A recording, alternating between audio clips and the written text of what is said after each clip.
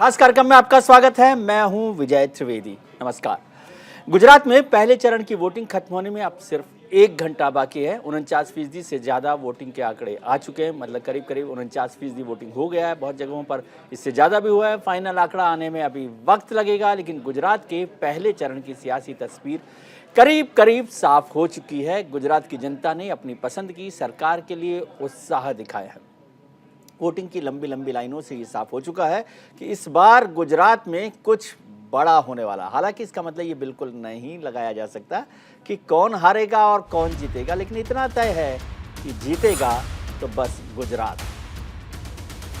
सबसे बड़ी बात कि तापी में सबसे ज़्यादा 64% मतदान की खबर अभी आ रही है। गुजरात में 3 बजे तक 48.48% मतदान हुआ है। नवसारी में 56%, भावनगर में 47% मतदान हुआ है, जूनागढ़ में 47%, गिर सोमनाथ में 51% हुआ है। पहले चरण की अब करीब करीब 1 घंटा बचा है, 1 घंटे से भी कम का वक्त बचा है।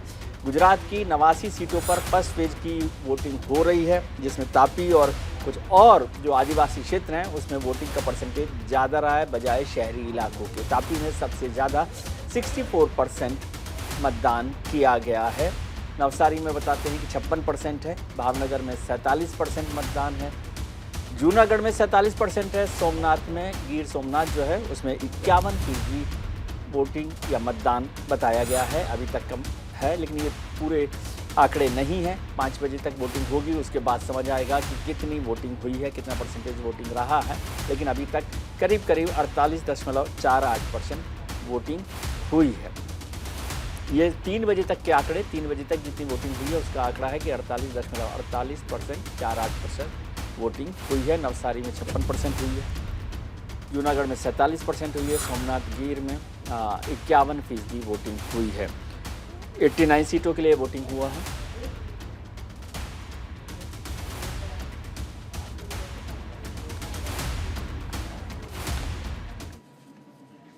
हमारे साथ राजनीतिक विश्लेषक और मेरे मित्र कार्तिकेय बत्रा जुड़ गए हैं। कार्तिकेय बत्रा को गुजरात और हिंदुस्तान की राजनीति पर बहुत बारीक और गहरी पकड़ है। कार्तिकेय, आपका बहुत बहुत स्वागत है।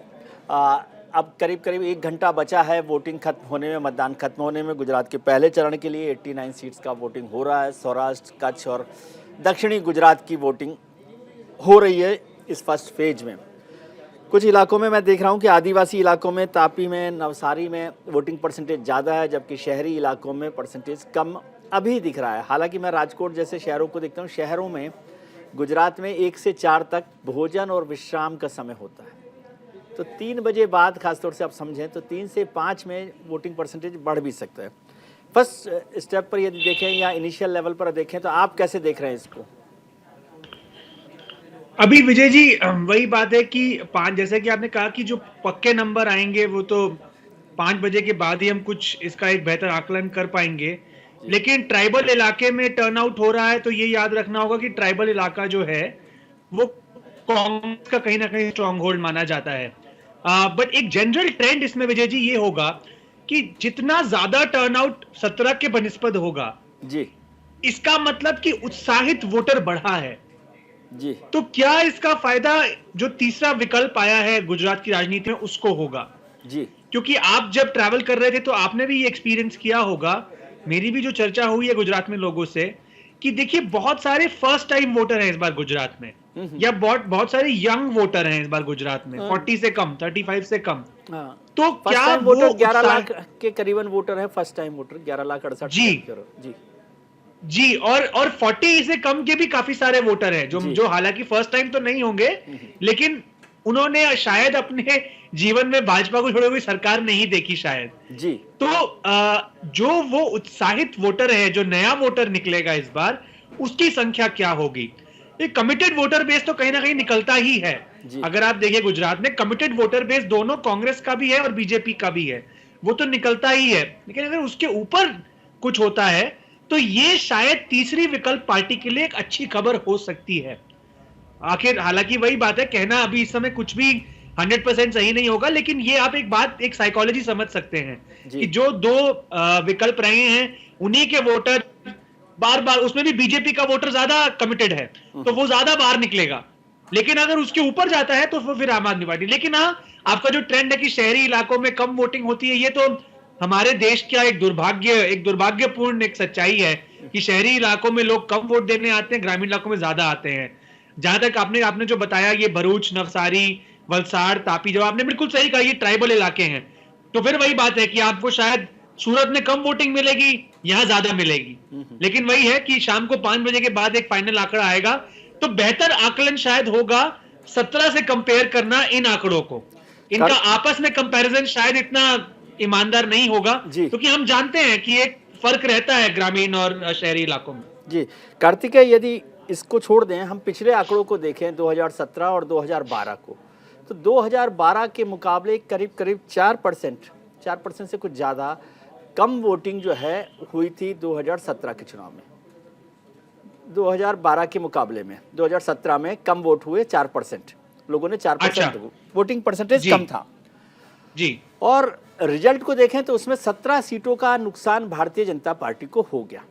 ये इसको मैं डायरेक्ट जोड़ नहीं रहा, लेकिन मैं दो अलग अलग फैक्ट्स बता रहा हूँ। 4% बिल्कुल आप कह रहे हैं, मैं शायद आपकी लाइन पकड़ भी रहा हूँ कि इस बात को आप कहाँ लेके जा रहे हैं। जी, तो अब शाम को 5 बजे बाद जो 6-7 बजे तक आंकड़े आएंगे, यदि ये वोटिंग परसेंटेज 17 के मुकाबले और कम रहा, तब आप इसको कैसे देख रहे हैं, कहाँ जा रहा है ये इलेक्शन? देखिए, 12-17 के बीच में ये हुआ था विजय जी, 17 में भाजपा का वोटर नाराज था जी, तो काफी सारा भाजपा का नाराज वोटर चला गया था कांग्रेस में, जो खासकर की पटेल वोटर था, पाटीदार वोटर जी। लेकिन सारा शायद कांग्रेस में ना जाने की बजाय काफी सारे लोग जस्ट घर बैठ गए कि चलिए नहीं, कुछ नहीं करना, ठीक। अब अगर 17 के बनिस्बत भी ये कम जाता है, तो इस समय तो सतह पर कम से कम ना ज्यादा कोई नाराजगी, मतलब कहने का मतलब है सतह पर जितनी नाराजगी भाजपा से है उतनी ही कांग्रेस से दिखती है। तो वो किसका वोटर घर बैठेगा, ये कहना इस समय मुश्किल है, ये कहना इस समय मुश्किल है। मैं तो उल्टा ये कहूंगा कि मैं ये मानता हूं कि अगर सही में ये तीसरा विकल्प आम आदमी पार्टी कोई असर डाल रहा है, तो वो टर्नआउट को 17 से कम गिरने तो नहीं देगा जी। ये नया वोटर वो अट्रैक्ट करेगा। हाँ, यदि नया वोटर आया है और आम आदमी पार्टी का उभार हो सकता है, तो वो बिना वोटिंग परसेंटेज बढ़े तो नहीं हो सकता, ऐसा लगता है करीब करीब। लेकिन अब इसी पर मैं आता हूं कि आपने कहा कि या तो बढ़ेगा नया वोटर, या फिर जो या तो बढ़ेगा परसेंटेज, या जो घटा है वो कॉम्पनसेट हो जाएगा, मेरा ये कहने का मतलब। ठीक है, एक ही बात है। लेकिन क्या इसका फायदा आम आदमी पार्टी चुनावी नतीजों को बिगाड़ने, बनाने, सरकार को बदलने, सरकार को बचाने में असर डाल सकती है? विजय जी, अगर आम आदमी पार्टी इस चुनाव में ना होती, ये चुनाव इंटरेस्टिंग होता ही नहीं। ये आप भी जानते हैं, मैं भी जानता हूं। आम आदमी पार्टी ही कारण है। कार्तिकेय, बकरा जान से जा रहा है और आपको इंटरेस्टिंग लग रहा है। मेरे कहने का मतलब था कि कांग्रेस ने जितनी अपनी जान डालनी थी पिछली बार डाल ली, फिर भी 77 सीटों पे आके वो रुक गए, 79 सीटों पर, अगर बीटीपी की 2 सीटें जोड़ ले। और इस बार तो कांग्रेस ने कोई खास कैंपेन काफी लेट तक शुरू भी नहीं किया। तो आपको क्यों इंटरेस्ट आता अगर कांग्रेस और बीजेपी ही रहते? आप कहते मोदी जी हैं शायद 17 से और शक्तिशाली हो चुके हैं राजनीतिक तौर पर, कि पिछले साल उन्होंने अपनी पूरी कैबिनेट बदल डाली, मुख्यमंत्री को बदल दिया, तो चुनाव में रखा क्या है? ये तो आम आदमी पार्टी की एक एंट्री जो हुई है, उससे ये चुनाव और एक्साइटिंग हुआ है। तो विजय जी, मेरा एक फॉर्मुलेशन है इसमें कि देखिए, आम आदमी पार्टी, सब सर्वे कह रहे हैं ज्यादा डेंट कांग्रेस को कर रही है। अगर आम आदमी पार्टी 100 वोट ले रही है, उसमें मेजॉरिटी वोट कांग्रेस का आ रहा है, 70 to 90 कुछ सर्वेस कह रहे हैं, और बाकी बचा हुआ 30 to 10 वोट जो है वो बीजेपी का आ रहा है। लेकिन अब इसमें मेरा एक सवाल है, सवाल ये है कि कांग्रेस का गुजरात में काफी हद तक बहुत सारा डेड वोट है।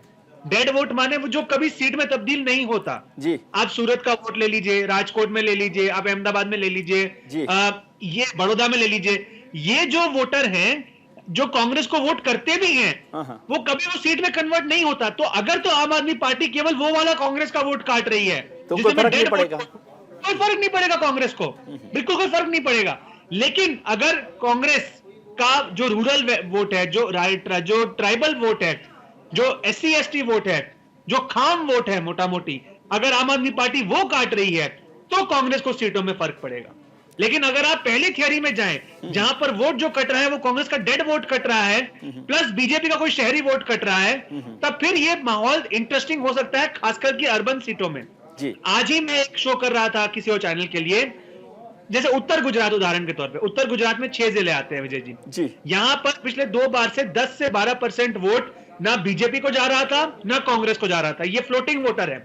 तो क्या इस फ्लोटिंग वोटर की गोलबंदी एक नए तीसरे विकल्प के पीछे होगी? तो वो फ्लोटिंग वोटर प्लस जो ये बीजेपी कांग्रेस से लेंगे ये मिलाकर इनका एक चंक बनेगा। देखिए, मैं शुरू से कह रहा हूं, मुझे नहीं पता आखिरी आंकड़ा क्या होगा, ना सीटों का ना वोट शेयर का। वोट शेयर का जो आंकड़ा आ रहा है आम आदमी पार्टी का 10 से 20% का अमूमन ये एक एवरेज बन रहा है।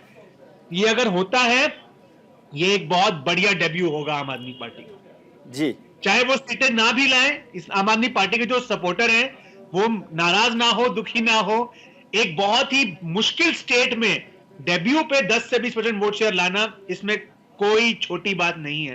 एक आखिरी बात विजय जी, मुझे नहीं पता कि आपके ट्रैवल में आपको ये एक्सपीरियंस हुआ या नहीं, लेकिन मैं जो सुन रहा हूं और मैंने बात भी की काफी सारे एक्सपर्ट से, एक धारणा और है गुजरात में कि वोट देंगे मोदी जी को लेकिन नंबर 2 पर आम आदमी पार्टी आ जाए। ये बहुत इंटरेस्टिंग है कि मतलब सरकार भी हम चुनना चाहते हैं, विपक्ष भी हम चुनना चाहते हैं, क्योंकि जो विपक्ष है इस समय शायद उससे हम खुश नहीं है। तो ये बहुत इंटरेस्टिंग है। नहीं तो नंबर 2 तो मतलब आप बहुत ही अलग बात कह रहे हैं। नंबर 2 का मतलब तो हो गया कि आम आदमी पार्टी को सीट कन्वर्जन भी बहुत अच्छा हो रहा है। नहीं, मैं कह रहा हूं लोग चाह रहे हैं, मैं ये नहीं कह रहा हूं। मैं लेकिन एक चीज समझना चाहता हूं कि आप जैसे विद्वान जितने भी एनालिस्ट हैं उनसे एक बात समझना चाहता हूं कि वो जितनी भी गणित बताते हैं वो गणित हमेशा भारतीय जनता पार्टी के फायदे की क्यों होती है? आम आदमी पार्टी आएगी तो कांग्रेस का वोट काटेगी, रेबल कैंडिडेट हो जाएंगे तो कोई बात नहीं, क्योंकि उन्होंने सीट में नए कैंडिडेट दे दिए तो एंटी इनकम्बेंसी खत्म हो जाएगी। 27 साल से सरकार है तो इसका मतलब बीजेपी पर भरोसा है। सरकार की एंटी इनकम्बेंसी क्यों नहीं है? क्योंकि मोदी जी के नाम पर वोट डाला जा रहा है। तो सारा इलेक्शन वैसा बीजेपी के लिए हो रहा है, तो फिर क्या आप मेरे को समझा रहे हैं? नहीं, आप ठीक बोल रहे हैं कि जैसा माहौल एटलीस्ट बन रहा है वो लग रहा है, लेकिन विजय जी इस इलेक्शन के बाद, अगर मैं आपको आपका सवाल का जवाब भी देता हूं, लेकिन ये इलेक्शन इंटरेस्टिंग क्यों है जी? अगर मान लीजिए हम कहते हैं बीजेपी जीत जाती है, लेकिन हम ये कहते हैं कि आम आदमी पार्टी नंबर 2 पे भी नहीं नंबर 3 पे आती है, मान लीजिए 15% वोट शेयर लाती है, 10 सीटें लाती है कुल, कोई बहुत बड़ा फर्क नहीं है। लेकिन आप ये बात फिर जान लीजिए विजय जी, अगले 5 साल गुजरात की राजनीति बदल जाएगी जी। आम आदमी पार्टी एक वैसा राजनीतिक जानवर है जैसा कि बीजेपी है। वो बैठा नहीं रहेगा, वो अपने आप को बेहतर करेगा, वो एक्टिव रहेगा जी। जो आपने पंजाब में देखा कि 5 साल विपक्ष में 17 का चुनाव अपने लिए खराब करके आम आदमी पार्टी 5 साल विपक्ष में बैठती है, उसमें भी 3-3.5 साल के मार्क पर लगता है एकदम खत्म हो गई है, लेकिन आखिरी 1-1.5 साल में स्वीप का माहौल बना देती है अपने लिए। तो ये पहली बात। दूसरी बात, आपने कहा हम ऐसा क्यों कह रहे हैं कि बीजेपी के लिए स्थिति अनुकूल है। देखिए उसके कारण है उसके कि पहली बात, ऑपोजिशन का वोट स्प्लिट हो रहा है। इसमें कांग्रेस ने 77 जो 80 सीटें वो लाई 2017 में, बहुत शानदार प्रदर्शन था मेरे हिसाब से वो जी। उसको कैपिटलाइज नहीं किया। उनके तकरीबन 19 एमएलए आज की तारीख तक डिफेक्ट हो चुके हैं। तो ये कोई छोटा नंबर नहीं है, तकरीबन 25% आपके एमएलए डिफेक्ट हो गए, ये कोई छोटा नंबर नहीं है। तो ऑपोजिशन का वोट स्प्लिट हो रहा है। एक तरफ कांग्रेस का कमिटेड वोटर कुछ अभी भी उनके पास है काफी हद तक, लेकिन काफी सारा वोटर जो हताश हो गया कांग्रेस से वो दूसरी तरफ जा रहा है। तो ट्रांजिशन हो रही है ऑपोजिशन पॉलिटिक्स में, तो उसका फायदा जो इनकम्बेंट है उसको मिलेगा। दूसरी बात, आप देखिए इस चुनाव में बीजेपी ने, आपको तो मुख्यमंत्री का नाम ही नहीं दिख रहा है इस चुनाव में, लग रहा है मोदी जी टिकट पर हैं जी। और अगर आप गुजरात का चुनाव देखें तो मोदी जी जब टिकट पर आते हैं तो राज्य स्तर से लेकर राष्ट्र स्तर पर बीजेपी के वोट शेयर में 20 से 25% का उछाल आ जाता है, अलग अलग इलाकों में 15 से 30% का उछाल आ जाता है। वो जान रहे हैं कि हमारी लोकल लीडरशिप से 27 इयर्स ऑफ एंटी इनकम्बेंसी नहीं मैनेज होगी, तो हम क्या करें, तो वो मोदी जी को उतार चुके हैं। इसीलिए 2002 का जिक्र हो रहा है, इसीलिए ये बात हो रहा है कि जाके अपने माता पिता से पूछिए मैंने क्या किया आपके गुजरात के लिए, क्योंकि वो बच्चे जो आज वोट कर रहे हैं उन्होंने कभी देखा ही नहीं किसी और मुख्यमंत्री को, तो वो हिस्ट्री रिकॉल कुछ नहीं है। तीसरी बात, गुजरात हिमाचल नहीं है। बागी कैंडिडेट का स्कोप हिमाचल में है विजय जी, क्योंकि हिमाचल में सिंबल से ज्यादा कैंडिडेट इंपॉर्टेंट है जी। गुजरात में सिंबल, पार्टी, कैंडिडेट एक व्यक्ति। जी तो आप बगावत कर भी लें अगर, जी फर्क नहीं पड़ रहा, क्योंकि जो आपके अपोजिशन में आए, जो आपके बदल कर आएगा, जी वो रिप्रेजेंट कर रहे होंगे मोदी जी को। जी तो इस वजह से ठीक है।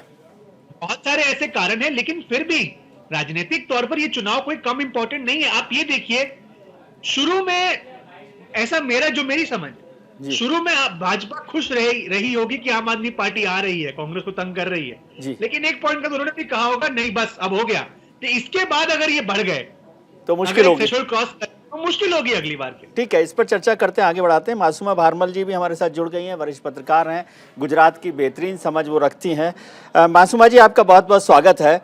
आज वोटिंग हो रही है, करीब करीब 48% 50% वोटिंग हो चुकी है। आदिवासी इलाकों में ज़्यादा वोटिंग हुई है। हमारे साथ कार्तिकेय बत्रा भी जुड़े हुए हैं, जो पॉलिटिकल एनालिस्ट हैं, हिंदुस्तान की राजनीति को बेहतर तरीके से समझ। उनका कहना है कि ये सब जो नतीजे हैं, फैक्टर्स जो हैं, वो भारतीय जनता पार्टी को करीब करीब सत्ता तक ले जाते हुए लगते हैं। आप कैसे सोचती हैं?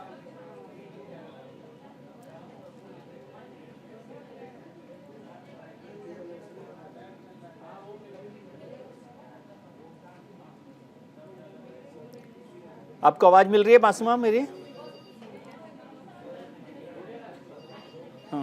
शायद मासूमा जी को आवाज कनेक्ट नहीं हो पा रही है। आगे बात करेंगे। कार्तिकेय, एक और चीज समझाइए कि आम आदमी पार्टी का आपने जिक्र किया, आपको कितने चांसेज लग रहे हैं कि उनका सीट कन्वर्जन कितना होगा? और ये हमें समझना, आपने जिस तरह से बात की ना, मुझे ऐसा लगता है कि ये पूरा पॉलिटिकल गेम जो है या इलेक्शन जो है भारतीय जनता पार्टी के कंट्रोल में है। आप सोचेंगे कि आम आदमी पार्टी इतनी आ जाए, इतनी नहीं आए, इतने परसेंट पर बढ़ जाए, इतने परसेंट पे कन्वर्जन हो, इतने पर नहीं आए, कांग्रेस का काट सकती है तो काट दे, भारतीय जनता पार्टी का नुकसान। ऐसे लग रहा है कि आप जो मुझे समझाने की कोशिश कर रहे हैं वो ये है कि सब कुछ गेम भाई साहब बीजेपी के कंट्रोल में है और कोई फर्क नहीं पड़ेगा। क्या ऐसा ही है वाकई? वोटर आपके हिसाब से, वोटर इस हिसाब से सोचता है कि नहीं, अब मैंने आम आदमी पार्टी को इतना वोट दे दिया, अब नहीं देंगे, आज 17 वोटर हो गए, अब 18 नहीं देंगे। नहीं, मेरा ये मतलब नहीं था। मैं, और आप जानते हैं मेरा मतलब क्या था, लेकिन आपने ये सवाल फ्रेम किया है, मैं समझ रहा हूँ। मेरा ये कहने का मतलब था कि देखिए, आम आदमी पार्टी विपक्ष केवल कांग्रेस पे, बीजेपी के लिए भी है जी। तो बीजेपी अग्रेसिव क्यों नहीं हुई आम आदमी पार्टी से? मैं उदाहरण देता हूँ जी। ये सिर्फ बीजेपी का खेल नहीं है ना। जी। 2009 का चुनाव था महाराष्ट्र का जी। तो उस समय महाराष्ट्र नवनिर्माण सेना बहुत शोर मचा रही थी, मतलब कुछ ऐसी उन्होंने एक्टिविटीज भी की थी जिसमें एज राज्य सरकार कांग्रेस एनसीपी को कदम उठाने चाहिए थे जी। लेकिन उन्होंने नहीं किया। ऐसा क्यों? वो शिवसेना का वोट काट रहे थे उस समय पर, और उन्होंने एग्जैक्टली वही किया। उन 2009 के चुनाव में मन से ठीक ठाक वोट शेयर लाई, ठीक ठाक सीटें भी लाई, 10-12 सीटें लाई, वो 288 का वहां पे हाउस है, और उन्होंने गेम बिगाड़ दिया शिवसेना का जी। तो मेरा ये मतलब है कि एज बीजेपी क्यों आप इतना अग्रेसिव नहीं हुए आम आदमी पार्टी की तरफ? क्योंकि आपको उसमें पॉलिटिकल फायदा दिख रहा था एक हद तक, लेकिन उसके बाद आपको लगा कि क्या इसको दूसरे तरीके से सवाल को पूछ सकते हैं कि जो कांग्रेस बार बार आरोप लगाती रही कि आम आदमी पार्टी बीजेपी की बी टीम है? मैं इससे इत्तेफाक रखने में थोड़ा सा मैं संकोच करता हूं। देखिए, बी टीम का मतलब कुछ और ही हो जाता है। टैक्टिकल एक बीजेपी ढील दे रही है, वो एक अलग बात है। अगर वो बी टीम होती तो क्या उनके जो मिनिस्टर है सत्येंद्र जैन के वीडियो आ रहे होते रोज? क्या एमसीडी चुनाव में जिस तरीके से सिसोदिया साहब को पेंट किया जा रहा है वो किया जा रहा होता? तो बी टीम अगर होती तो कुछ तो लिहाज करती ना जी। मुझे नहीं लगता कि बीजेपी और आम आदमी पार्टी में कोई सेटिंग है, लेकिन बीजेपी ये जानती है कि वो कहीं ना कहीं काफी सारे राज्यों में जैसा वो करते हैं वो आम आदमी पार्टी को कांग्रेस का एक न्यूट्रलाइज करने का एलिमेंट यूज करना चाह रहे हैं। ठीक है, लेकिन ये डर है कि क्या एक पॉइंट के बाद वो उनको डेट्रीमेंटल ना साबित हो। ठीक है, तो ये इंपॉर्टेंट है कि किस पॉइंट पर आकर वो ढिलाई देना आप छोड़ते हैं। ठीक है, अभी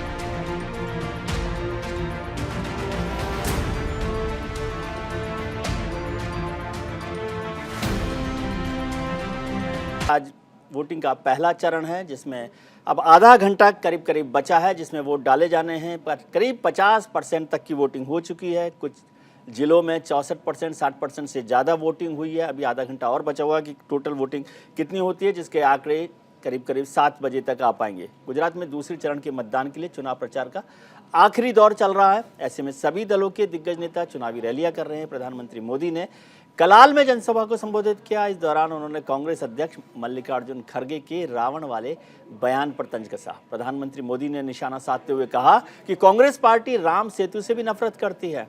कांग्रेस में पीएम पद को नीचा दिखाने का कंपटीशन चल रहा है। बता दें कि एक रैली में मल्लिकार्जुन खड़गे ने प्रधानमंत्री मोदी की तुलना रावण से की थी। इससे पहले भी कांग्रेस नेता ने प्रधानमंत्री मोदी के लिए अवकाश शब्द का जिक्र किया था।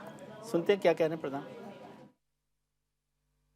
मोदी को देखकर ओढ़ गई। अब तुम्हारी सूरत कितनी बार देखना, कारपोरेशन में तुम्हारी सूरत देखना, एमएलए इलेक्शन में तुम्हारी सूरत देखना, एमपी इलेक्शन में भी तुम्हारी सूरत देखना, हर जगह कितने आपके रावण के जैसा 100 मुख है क्या? એમના પાસે બોલાવડાવવામાં આવ્યું કે તમે મોદીને 100 માથાવાળો રાવણ કહો. બોલો ભાઈઓ બહેનો, આપણે જાણીએ છીએ કે આ કોંગ્રેસ પાર્ટી એ રામના અસ્તિત્વને સ્વીકાર નથી કરતી. આ કોંગ્રેસ પાર્ટી અયોધ્યામાં ભગવાન રામ મંદિરને પણ ભવ્ય રામ મંદિરમાં પણ એનો વિશ્વાસ નથી. આ કોંગ્રેસ પાર્ટી એને તો રામ સેતુ સામે વાંધો. એવી કોંગ્રેસ પાર્ટી મને ગાળો બોલવા માટે રામાયણમાંથી રાવણને લઈ આવી. બોલો. गुजरात की वरिष्ठ पत्रकार मासूमा भारमल जी भी हमारे साथ जुड़ गए हैं। कार्तिका बत्रा भी हमारे साथ जुड़े हुए हैं। मासूमा जी, आपको मेरी आवाज आ रही है? बिल्कुल जी, मैं समझना चाहता हूं, अभी तक जो वोटिंग हो चुकी है, अब तो केवल आधा घंटे का वक्त बचा है, 50% से ज्यादा वोटिंग हुई है। आप इस वोटिंग को कैसे देख रही हैं? यदि पहली नजर में इसको आप देखें, आपकी प्रतिक्रिया, तो क्या समझ रहे हैं? I am not actually happy जो परसेंटेज बाहर आया है वोटिंग का अब तक का। जी, नॉट वेरी हैप्पी। अगर अब तक कोई ये प्रचार कर रहा है कि यूथ पावर है, वोटिंग पावर है, हमारा देश डेवलप हो चुका है, मैं यही कहना चाहती हूँ कि ये जो परसेंटेज अब तक निकले हैं, it's not at all a good sign for good democracy. Yes, but what does it mean as far as result is concern?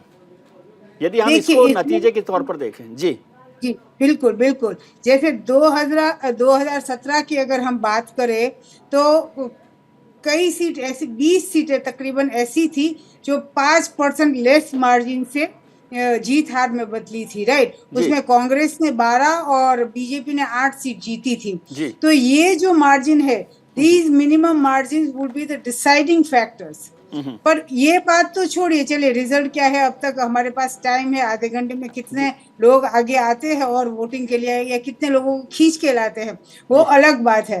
But the ground reality is कि इलेक्शन के टाइम पे इतना सा प्रचार प्रसार हो गया, लेकिन आज भी हिंदुस्तान का आदमी अपने वोटिंग राइट्स के लिए इतना अलर्ट नहीं है। जी, नहीं अलर्ट नहीं है, उसका मतलब दो हो सकते हैं। एक तो ये कि जो सरकार में बैठे हुए लोग हैं उनको पसंद नहीं है कामकाज, एक कारण ये हो सकता है। दूसरा कारण ये भी हो सकता है कि जो लोग सरकार के खिलाफ खड़े हैं उनमें भी उनका भरोसा नहीं है, क्योंकि यदि सरकार के खिलाफ खड़ा होना होता तो वो उनके साथ होकर वोटिंग परसेंटेज को बढ़ा देते।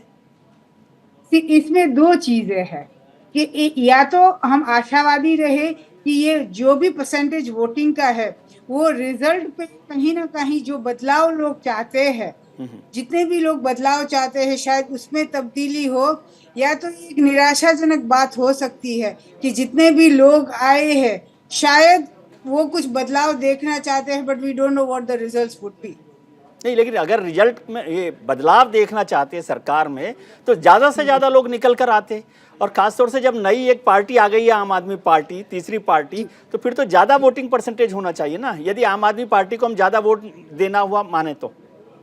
जी एग्जैक्टली, यही मैं आपको बता रही हूँ कि हमारी भारत की जो मानसिक स्थिति है जी। वो सारी चीजें जो उस पे थोपी जाती है उसी पे बिलीव करती है, वो अपने दिमाग से नहीं सोचती। वरना कई चीजें जैसे हेल्थ में आप टीकाकरण करो, उसमें कितना गवर्नमेंट ने प्रेशराइज किया, कितना गवर्नमेंट ने प्रचार किया, तब जाके एक परसेंटेज पे हम पहुंचे। लेकिन आज वोटिंग की बात हो रही है, सरकार कह रही है, लेकिन मैं आपको हमारे ही इलाके की बात कहूं, आज तक मैंने कांग्रेस का कैंडिडेट हमारे इलाके में नहीं देखा है, जी। आज तक मैंने आपका कैंडिडेट हमारे इलाके में नहीं देखा है। जी। सो द पॉइंट इज कि कितना even the political parties have been successful in going door to door प्रचार।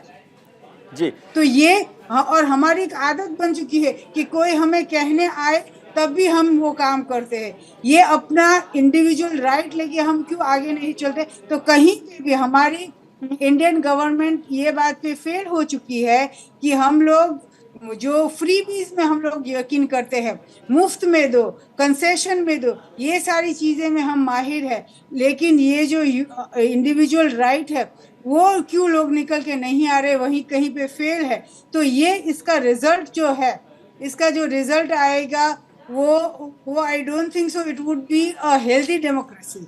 जी। कार्तिकेय, जैसे मासूमा कह रही हैं कि उनके इलाके में ही कांग्रेस का कैंडिडेट नहीं आया, कभी आम आदमी पार्टी का नहीं आया, इंडिविजुअल बात ना भी करें, तो इसका क्या मतलब है कि फिर तो सरकार बदलने वाली नहीं है? यदि आप एग्रेसिव तरीके से इलेक्शन लड़ ही नहीं रहे तो जीतेंगे कैसे? इसके दो कारण हो सकते हैं विजय जी। या तो आप बहुत कॉन्फिडेंट हैं कि आप जीत जाएंगे बिना शक्ल दिखाए, और या फिर रिसोर्सेज वाइज आपने चुन ली है कि आप कौन सी सीटों पे फोकस करना चाहते हैं। जी।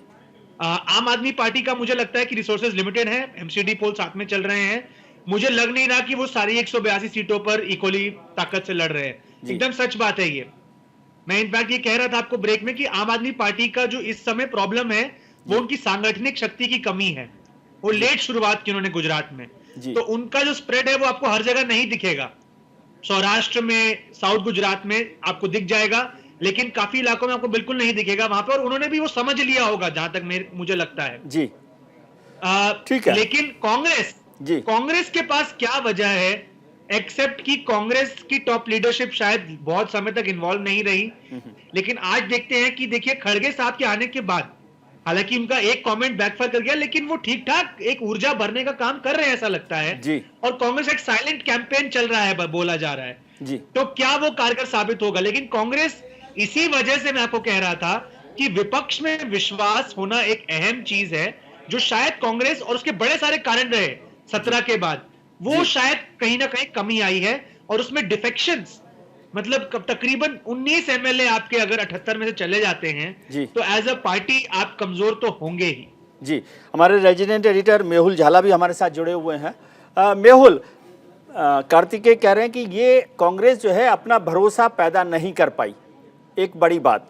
दूसरी बात, आम आदमी पार्टी ने बहुत सेलेक्टेड जगह पर अपने रिसोर्सेज को ध्यान में रखते हुए ये इलेक्शन लड़ा है।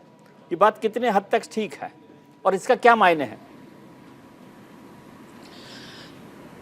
देखिए, बहुत शुरुआती समय में विजय सर, आम आदमी पार्टी ने जितनी जोर आजमाइश करनी थी पहले सौराष्ट्र में कर दी, उसके बाद उनको लगा होगा कि केवल रोड शो जाए तो काम चल जाएगा, ज़्यादातर जनसभाएं करने की आवश्यकता नहीं है।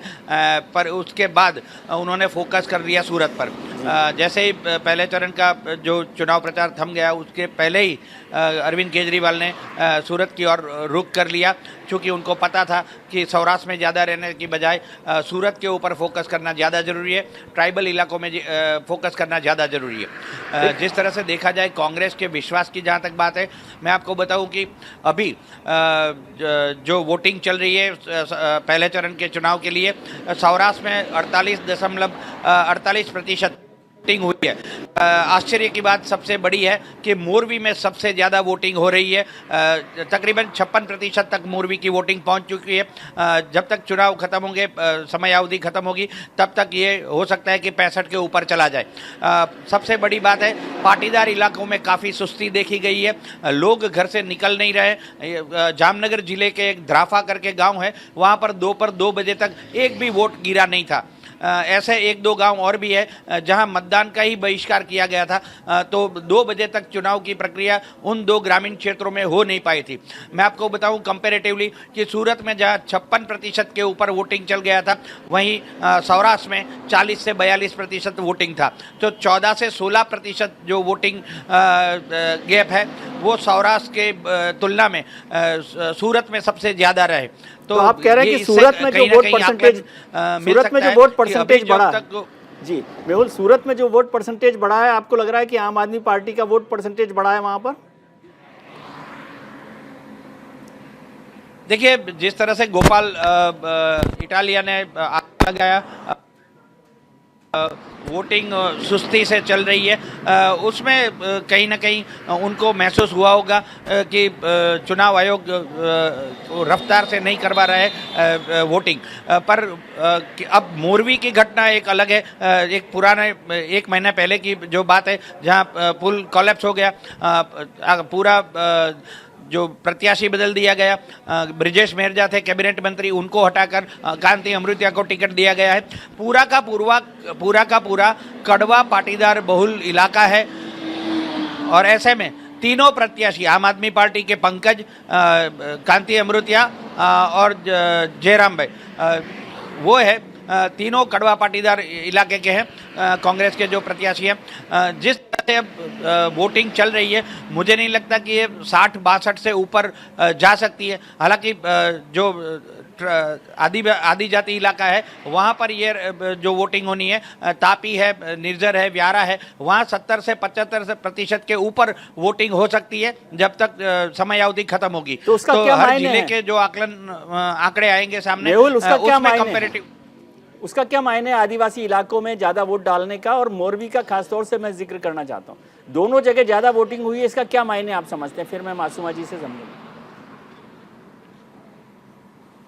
देखिए, जनता का मन का आकलन हो नहीं पा रहा है कि मोरवी में इतनी ज़्यादा वोटिंग क्यों हो गई। क्या ये परिवर्तन के संकेत है या फिर दोबारा भारतीय जनता पार्टी को सत्ता में लाने की बात है? मतदान जो है ये गुप्त मतदान है। वोटर्स जो हैं वो अपना सीधा मिजाज जो है ईवीएम मशीन में बटन दबाकर पार्टी को वोट देकर वो दर्शाते हैं। कहीं ना कहीं मोरवी की जो पैटर्न से जो चुनाव का समीकरण देखे तो ये लग रहा है। द्वारिका में काफ़ी सुस्त मतदान चल रहा है, उनकी भी वजह हमें पता है कि क्या वजह हो सकती है। और रात 8 बजे के आपके सत्य की विजय वाले शो में विस्तार से इसकी चर्चा भी होगी जब हमारे साथ और गेस्ट भी जुड़ेंगे।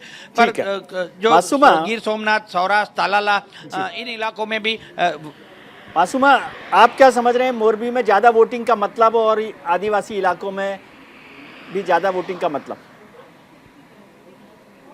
हो रहा है, आई थिंक प्रोबेबली ये जो मोरबी की एक दुर्घटना थी वो कहीं इलेक्शन टाइम के किसी भी पार्टी ने उसको रेज नहीं किया, इश्यू नहीं बनाया, वो सबसे बड़ा सवाल है। तो I think locally Morbi people probably, वो तो खैर रिजल्ट, लेकिन जैसे मेहुल जी ने बताया, इट कुड बी एनीथिंग। या तो लोग नीरस हैं या तो लोग आगे आके परिवर्तन चाह रहे हैं। There could be only two options. बड़ी खबर आ रही है, प्रधानमंत्री के अपमान पर गृह मंत्री अमित शाह का बयान आया है। उन्होंने साणंद की रैली में अमित शाह ने हमला बोला है और उन्होंने अमित शाह ने कांग्रेस की निंदा करते हुए कहा है कि बैलेट से जवाब देगी गुजरात की जनता। जिस तरह से प्रधानमंत्री का अपमान किया गया है उस पर होम मिनिस्टर अमित शाह ने हमला बोलते हुए कहा है कि बैलेट से जनता जो है कांग्रेस को जवाब देगी कि जिस तरह से प्रधानमंत्री का अपमान कांग्रेस ने किया है, इसका जवाब बैलेट से मिल जाएगा। ये साणंद की रैली में अमित शाह ने कहा है प्रधानमंत्री के बयान पर। प्रधानमंत्री और अमित शाह दोनों लगातार चुनाव प्रचार में लगे हुए हैं।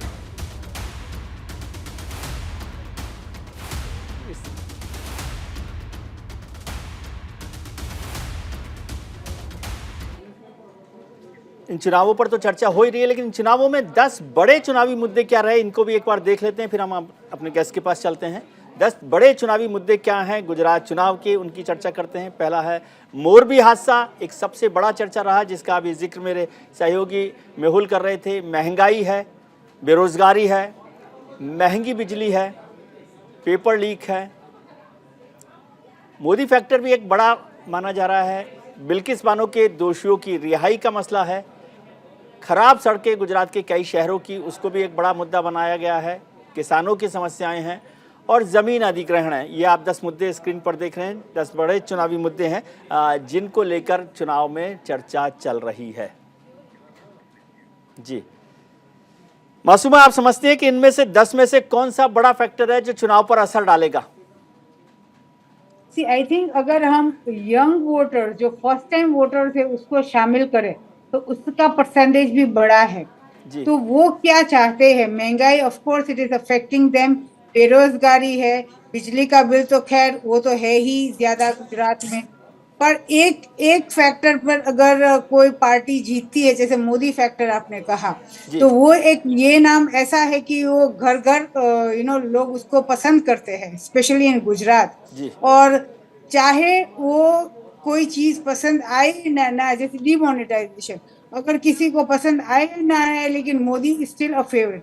और गुजरात के अगर मैं बिजनेसमैन की बात करूं तो एक मेंटालिटी ये है कि ऊपर सरकार तो बीजेपी की है, तो क्यों ना, इवन लास्ट इलेक्शन में यही चीज थी, बहुत सारे लोगों से मैंने बात की तो यही चीज उभर के आ रही थी कि अगर हमें कोई व्यक्तित्व पसंद नहीं है फिर भी हम उसको क्यों वोट कर रहे हैं। ये बड़ा सवाल गुजरात में हमेशा से रहा है। तो उसका रीजन ये बिजनेसमैन ने यही दिया कि सेंट्रल में तो हमको बीजेपी की सरकार है, आखिर काम तो हमको उसी से निकलवाना है, तो लोकली कोई भी सरकार आती है उससे हमें फर्क नहीं पड़ता है, तो क्यों नहीं उसी की सरकार आगे चले, क्योंकि सेंट्रल में तो अब हमारी बीजेपी सरकार है। This is what the tendency and the mentality is of the people of Gujarat.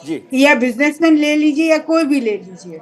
Masuma, एक और सवाल कि गुजरात को हमेशा से हिंदुत्व की लेबोरेटरी माना जा रहा है, लेकिन इस इलेक्शन में हमने देखा कि कास्ट फैक्टर पर तो इलेक्शन हो रहा है लेकिन रिलीजन पर नहीं हुआ, यानी मुस्लिम फैक्टर इस इलेक्शन में कहीं पर दिखाई नहीं दे रहा। क्या आपको दिखाई दे रहा है? साइलेंट है?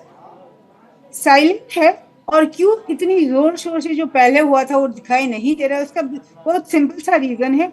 वो रीजन ये है कि अब आपने इतने साल रूल कर लिया और हिस्ट्री गवाह है कि कोई भी पक्ष या कोई भी इंडिविजुअल की एक कैपेसिटी होती है, एक डिकेड होता है, वो तब तक रूल कर सकता है। और लोग परिवर्तन चाहते हैं। क्यों ऐसा हो रहा है? क्योंकि लोग परिवर्तन चाहते हैं और वो बहुत स्वाभाविक है। तो अगर ये चीज लोग परिवर्तन चाहते हैं तो उसके सामने भी तो कोई ऐसे होना चाहिए। और गुजरात में ऐसा क्यों नहीं हो रहा है? उसका सिंपल रीजन ये है कि एक आदत बना चुके हैं लोग कि चलो एक व्यक्ति है, वो अप्रोचेबल है, वो कुछ परिवर्तन उस पे जुस्सा है, जुनून है, वो कुछ भी कर सकता है, राइट। तो उसी के कारण गुजरात में लोग नाखुश हैं, लेकिन ये चीज चल रही है। और रही आपकी बात कास्टिज्म की या तो कास्ट फैक्टर की, वो उभर के अब क्यों नहीं आ रही है? क्योंकि इतने समय बीजेपी ने राज किया है। अब वो अगर कोई मुद्दा या कोई भी पार्टी वो मुद्दा लेके आती है तो प्रोबेबली सभी को पता है कि एक इवन माइनॉरिस्ट कम्युनिटीज है, उसका भी वोट उसको चाहिए। तो वो ये कास्ट फैक्टर की बात करके वो वोट घुमाना नहीं चाहते हैं। ठीक है कार्तिकेय, आपको लगता है कि माइनॉरिटी फैक्टर साइलेंट फैक्टर के तौर पर काम कर रहा है या इस बार इंपॉर्टेंट नहीं है? सरकार के लिए बीजेपी ने उसको मार्जिनलाइज कर दिया है, माइनॉरिटी फैक्टर को। ये बात तो सत्य है। गीता तक का जो पथ है उन्हीं को इग्नोर करके बना चुके हैं गुजरात में। विपक्ष के लिए अहम है। और फिर वही बात कि माइनॉरिटी वोट किस तरफ जाता है, ये भी एक इंपॉर्टेंट ट्रेंड देखना रहेगा जब हम देखेंगे कि आम आदमी पार्टी ने किसके एक्सपेंस पे गेन किया। अगर माइनॉरिटी वोट इस बार आम आदमी पार्टी में विश्वास दिखाता है तो ये कांग्रेस के लिए नुकसान होगा, लेकिन अगर वो डटा रहता है कांग्रेस के साथ तो फिर ये कांग्रेस के लिए एक राहत की बात भी हो सकती है। तो ये देखना होगा कि जो माइनॉरिटी वोटर है वो कितना एक्साइटेड या कितना डिसअपॉइंटेड महसूस कर रहा है कांग्रेस से। अगर उनको लग रहा है कि यही एक ठीक है। मेहुल, आपको क्या लग रहा है माइनॉरिटी फैक्टर कितना इंपॉर्टेंट है और वो किसके साथ जा रहा है माइनॉरिटी वोट? देखिए, बिल्कुल इम्पोर्टेंट है। जैसे जिस तरह से प्रधानमंत्री नरेंद्र मोदी, गृह मंत्री अमित शाह जिस तरह से फोकस कर रहे हैं माइनॉरिटी को अपनी ओर खींचने के लिए, बार बार ये कहते हैं कि गोधरा के बाद जो हुआ उसके बाद ये कभी नहीं हुआ कि गुजरात में सालों से जो दंगे कराने की मंशा होती थी, जिस तरह से दंगे होते थे, अब दंगे नहीं होते। बिल्कुल पीसफुल गुजरात है। ये बार बार जताकर ये बताना चाहते हैं कि हमारे शासन में कानून और सुरक्षा व्यवस्था इतनी चाक चौबंद है कि जो जिनकी मंशा गुजरात के तालाब में पत्थर फेंककर उनमें जो वमल बनाने की है, उस तरह का कानून और व्यवस्थापन हमारे पास इतना मुस्तैद है कि हम किसी को इतनी इसकी इजाज़त नहीं देते। कोई दंगाई अपनी आंख उठाकर नहीं देख सकता, चाहे हिंदू के बारे में हो चाहे मुस्लिम के बारे में। कहीं ना कहीं ये हिंदुओं को आश्वस्त करना चाहते हैं और साथ ही साथ मुस्लिम समुदाय को एक संदेश देना चाहते हैं कि देखिए, आप भी शांति से रह रहे हैं, हिंदू भी शांति से रह रहे हैं। जो हमारा जो मकसद है सुचारू रूप से शासन व्यवस्था चलाना है और कोई एक दूसरे को तंग नहीं करता, जातिवाद भड़काने की वाली कोई बात नहीं है। तो बार बार ये राम मंदिर बताना, ये दंगों का जिक्र करना, इससे पहले आसाम के मुख्यमंत्री हेमंत बिस्वा शर्मा ने भी यही चीज़ को दोहराया था। तो लगातार जो एक कारपेट बॉम्बिंग के जरिए एक ही मुद्दे को बार बार अलग अलग व्यक्ति कह रहे हैं, तो इसका मतलब कहीं ना कहीं समझा जाना चाहिए कि माइनॉरिटी, हाँ, एक हो सकता है कि माइनॉरिटी आम आदमी पार्टी के साथ न चली जाए, ताकि डांग नवसारी वो जो इलाका है वहाँ हिंदुओं को क्रिश्चियनिटी में तब्दील करने का भी एक बड़े पैमाने पर वो चल रहा था। अब इनकी रफ्तार शायद थम सी गई है, या फिर अंदरूनी लेवल से कोई धर्म परिवर्तन होता है तो बात अलग है। तो गोधरा, अंकलेश्वर, दाहोद, भरूच, डांग, नवसारी वो जो इलाके हैं वहाँ पर आदिवासी और जो माइनॉरिटी है उनका रुझान किस तरफ रहेगा इस चुनाव में, ये देखने वाली बात होगी। ठीक है, वरना 2017 में भी डांग, आहवा में भी बड़े पैमाने पर वोटिंग हुई थी, तापी में भी बड़े पैमाने पर बड़े प्रतिशत की वोटिंग हुई थी। इस बार भी लगी यही रहा है कि ट्राइबल इलाके में वोटिंग भारी हो सकती है, सौराष्ट्र में उनकी तुलना में कम वोटिंग हो सकती है। ठीक है, बहुत बहुत शुक्रिया आपका। वक्त इतना ही मुझे इजाज़त दे रहा है। कार्तिकेय, आपका बहुत शुक्रिया। मासूमा जी, आपका बहुत शुक्रिया। और मेहुल, आपका भी बहुत बहुत शुक्रिया। अभी हम चर्चा कर रहे थे प्रधानमंत्री के अपमान की, जिस पर अमित शाह ने टिप्पणी की थी। प्रधानमंत्री के अपमान पर अमित शाह का बयान आया था साणंद की रैली में। अमित शाह ने कांग्रेस पर हमला बोला था। अमित शाह ने कहा था कि कांग्रेस की जो निंदा है उसका जवाब गुजरात की जनता बैलेट से देगी। क्या कहा है अमित शाह ने, वो सुन लेते हैं। देखिए, जितनी भी बार गुजरात में प्रधानमंत्री जी के खिलाफ कांग्रेस ने अपशब्द उपयोग किया, उतनी बार हर बार गुजरात की जनता ने बैलेट बॉक्स के अंदर जवाब दिया। इस बार भी इसका जवाब, मोदी जी के अपमान का जवाब गुजरात की जनता जरूर देगी।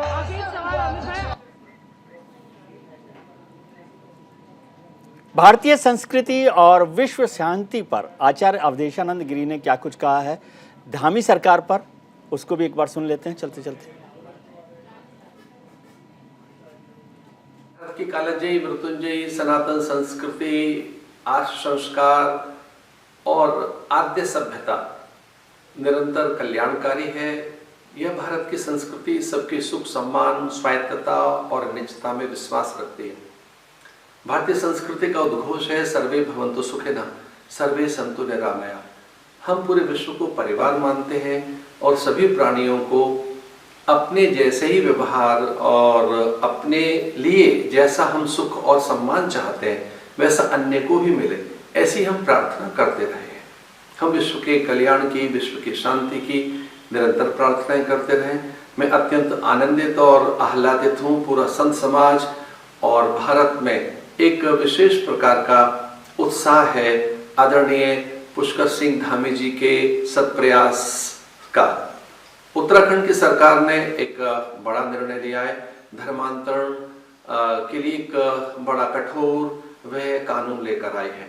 इसके लिए माननीय मुख्यमंत्री आदरणीय पुष्कर सिंह धामी जी और उनके सहयोगी, उनकी सरकार बधाई की पात्र है। उनका यह कठोर निर्णय निसंदेह शुभकारी है, स्तुत्य है और मैं ये भी कहना चाहूँगा कि पूरे भारत के लिए वो अनुकरणीय भी है। क्योंकि जो लोग धर्मांतरण करते हैं वो एक प्रकार से आत्मा का व्यापार ही कर रहे हैं और ये एक अमानवीयता की पराकाष्ठा भी है कि किसी के अस्तित्व, निजता, स्वायत्तता, उनकी संस्कृति, उनके रीति नीति नियम, इष्ट देवता, कुल देवता से आप उन्हें पृथक कर दें, आप उनकी स्वाभाविकता से उन्हें परे ले जाएं और भय के द्वारा, लोभ के द्वारा, छल अथवा किसी कपट के द्वारा आप किसी व्यक्ति के अस्तित्व, उसकी निजता से उसे पृथक कर दें और उसकी निष्ठा बदल दें, उसके भीतर की प्रकृति स्वभाव को आप परिवर्तित कर दें, वह विद्रोही हो जाए और स्वजन बंधु बांधवों के लिए, अपनों के लिए वो शत्रु जैसा व्यवहार करने लगे। इस प्रकार की जो प्रवृत्तियां प्राय पूरे संसार में देखने को मिली है। धर्मांतरण बलात् हठात करना एक अमानवीय कृत्य है और इस पर एक रोक लगेगी। उत्तराखंड से शंखनाद हुआ है, उत्तराखंड से बिगुल बजा है। मैं इसके लिए बहुत बधाई देना चाहूँगा। ये बड़ा शुभ कार्य हुआ है देवभूमि उत्तराखंड से, जो गंगा यमुना सरस्वती का उद्गम है, जहाँ 4 धाम हैं, बद्रिकाश्रम, केदारनाथ, जहाँ की गिरिकंदरा हिमोपत्यकाओं में ऋषि मुनियों का वास है, जहाँ से संस्कृत का जन्म हुआ है, जो भारत की सभ्यता और संस्कृति की पोषक है। ऐसे उत्तराखंड, इस देवभूमि हिमालय की सरकार के प्रयास अत्यंत प्रशंसनीय है। फिर से माननीय मुख्यमंत्री जी को मेरी बधाई, उनकी पूरी सरकार को शुभकामनाएं और ये पूरे भारत में संदेश जाए और सभी इसका अनुकरण करें, ऐसी शुभकामना के साथ मैं हर्षित हूँ ये कहकर कि पूरे देश में इसकी पहल होनी चाहिए।